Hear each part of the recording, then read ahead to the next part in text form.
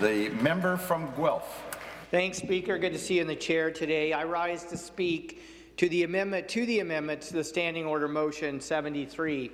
And I wanted to say I appreciate the member from Brampton Centre for highlighting the importance of accommodating disabilities in the chamber with the amendment. And I appreciate the idea raised by the member for Timmins. I'll echo my former colleague, Nathalie Desrosiers, in saying, and I quote her, "The process to achieve changes to the standing order should be larger and should include a committee of many parties. I think it would make more sense for the future," end quote. And this was attempted without success at the House Leaders meeting, so a different approach may be necessary moving forward. Speaker, a lot of noise has been made about the proposed changes to the standing orders, and I want to cut through the hyper-partisanship. Yes, it is true that the current government has a nasty habit of ramming legislation through in a way that disrespects democracy. They limit debate through time allocation. They give little notice for public testimonies. They fail to consult on massive omnibus bills. They propose massive omnibus bills in the first place. They don't provide enough time for the public or opposition to propose amendments at committee. And they do this now with the existing standing orders. And I don't think that's right, and I will continue to oppose these efforts to limit debate and input. Now let's look at the reality of the hand we are dealt. The government has a majority to push through standing order changes through this House. Speaker, that is why I continue to meet with the government and to push them to reconsider and backtrack on areas of concern. In this case, independent members met with the government so that we could express our concerns with the initial draft of the proposed standing order changes. We didn't like the potential of unrestricted access to night sittings, so we asked for and achieved a significant reduction in the number of night sittings. We didn't like the idea that a minister or parliamentary assistant unrelated to the topic could answer a follow-up question if a member was dissatisfied with the initial answer. And we achieved a change so that the applicable minister or parliamentary assistant still needs to answer questions during late shows.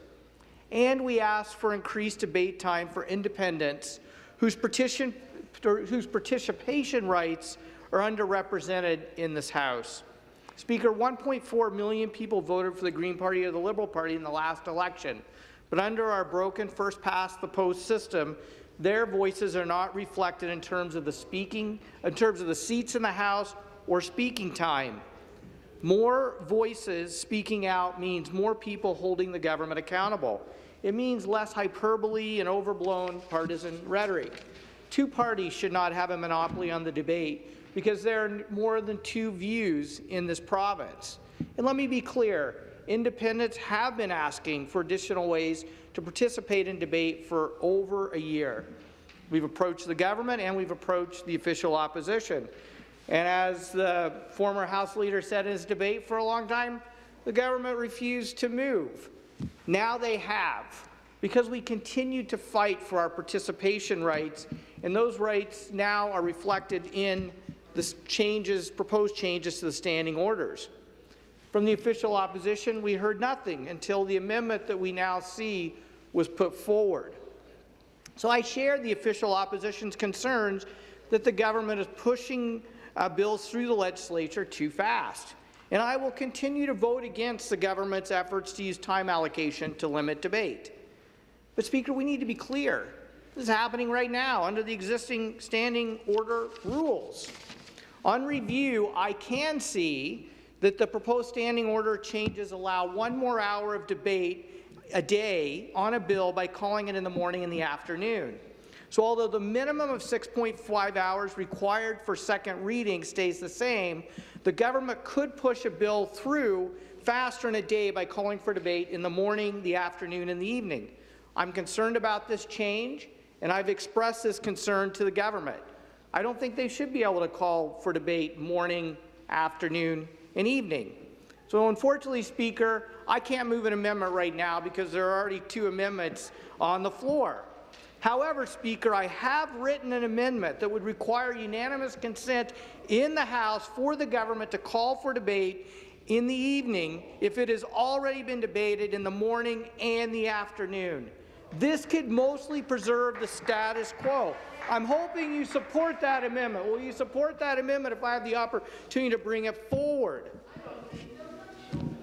But unfortunately, as I said, Speaker, I can't bring that amendment forward right now. And we could argue the status quo could use a shake-up. Like, I would actually argue that pretty strongly, but that's for debate on another day. So I'm going to keep working to get this amendment passed when the opportunity presents itself, Speaker, because I think we need a House that represents the unprecedented number of independents that now are in the legislature. For the first time since the 1940s, we have 4 parties elected to this legislature. The standing orders were written when MPP Peter North was here as a single independent.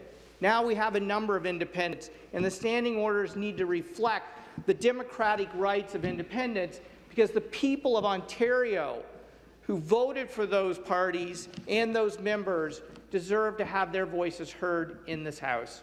Thank you, Speaker.